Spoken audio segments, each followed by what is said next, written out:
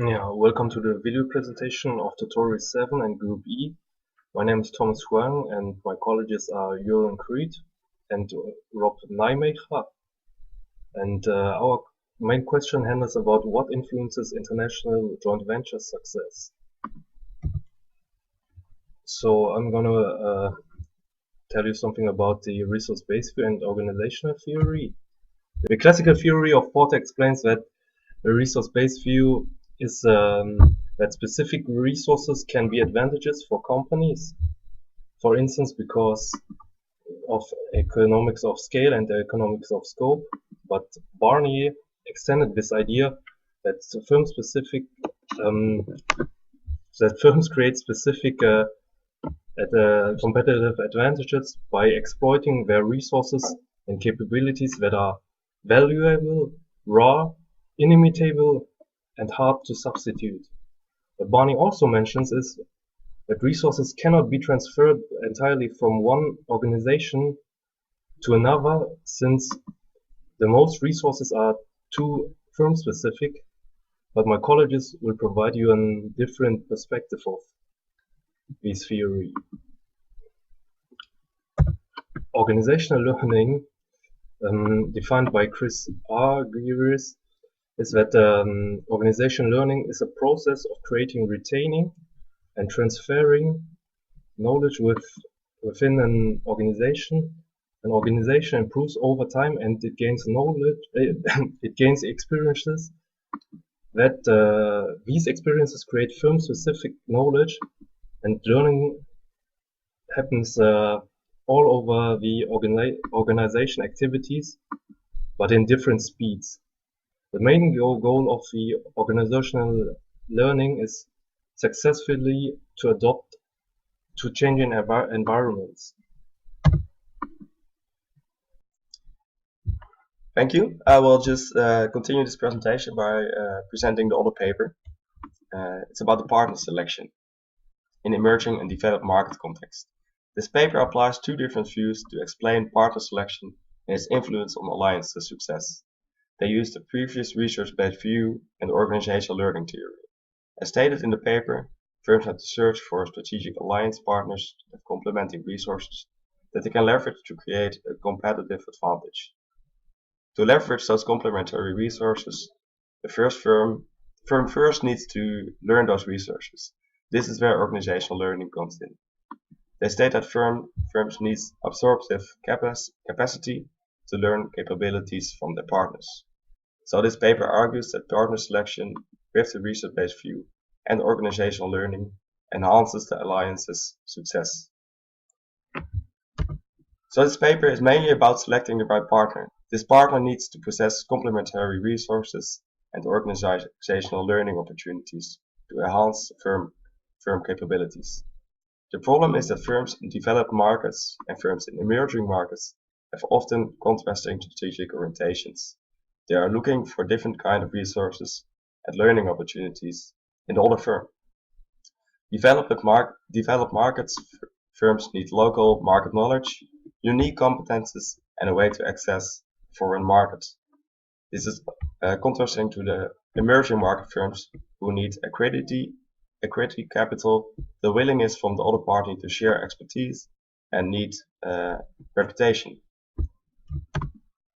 With the two different perspectives, it et al. Came with some success factors for alliances. We summarized these factors in this table, which we divide by perspective and by type of firm. As you can see in the table, firms from emerging and developed markets have contrasting strategic objectives. In order for the alliance to be successful, both parties should find a partner with complementary resources, acknowledge the contrasting goals, and search for goal alignment. Firms from emerging markets just privatized, therefore lacking well-developed infrastructure like financial system of banking and private funders. They have to use all their technology and capital. This is why they need to start alliances with firms in developed countries. So as you can see in the table, they need financial assets because they're lacking assets in their own country. They need technological capabilities intangible assets such as reputation, capability for quality, and they need willingness from the other party to share expertise, which is, as you can see on the left of the slide, organizational learning theory. Developed market firms need different resources like unique competencies, market knowledge and access, previous alliance experience. They have to take into account the cost of alternatives, and you have to assess the attractiveness of the industry. And as last, they need to learn special skills from their partners in emerging markets. So welcome everyone, my name is Nijmeijer and I will continue with the second article and the success factors for an international joint venture. In the article of Child and Yan, the authors try to predict success factors for the performance of the international joint venture. The article includes 3 different perspectives, namely the resource-based view, which is explained as that the parent companies should provide quality resources regarding expertise, capital and technology to increase the performance of the international joint venture, which is mostly due to lack of sufficient quality resources in the emerging market. Moreover, the organizational learning perspective is applied, and it's argued that partners in an international joint venture can learn by learning from experience. Learning from the experience is gathered from previous joint ventures and other international business context experience. The second one, formation learning, which is the learning process from the process of seeking and negotiating terms for the international joint venture. And operational learning, learning how to work efficiently with your partners when the international joint venture is there. The third perspective is the parent control perspective, which found no significant results but refers to the ability of the parent company to control the international joint venture's performance by exercising increased control. Performance was measured by system performance and goal performance. System performance is the extent to which the international joint venture performs well as a business unit, while goal performance is the extent to which objectives of the parent company are accomplished. Goal performance is a biased measure because firms from emerging and developed markets tend to have conflicting goals. Now I will continue with the success factors, which we found in the articles based on the organizational learning theory. So what we found is that parent companies with previous experience in international business, which relates to learning from experience, increase the performance of the international joint venture. This is due to the previous experience of the parent company with the international joint venture will assist newly formed international joint ventures with setting either realistic goals and avoid gross mistakes in the establishment and the management. The next success factor was based on the resource-based view, and it is the provision of high-quality resources of the parent company, which increases the performance.